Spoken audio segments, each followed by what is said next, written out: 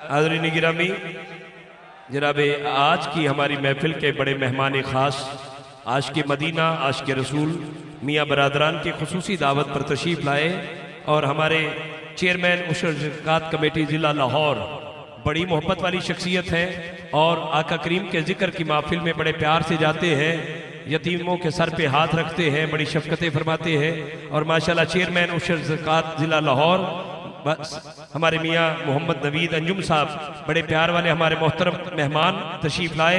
मैं मियाँ बरादरान की तरफ से उनको आज इस महफिल में खुशामदीद कहता हूँ। और जनाब मोहतरम चौधरी जुल्फ़कार अली मियाँ मीर साहब आप भी तशरीफ़ लाए। जनाब मियाँ मोहम्मद शाहिद साहब आप भी ग्वाल मंडी वाले आप भी तशरीफ़ लाए।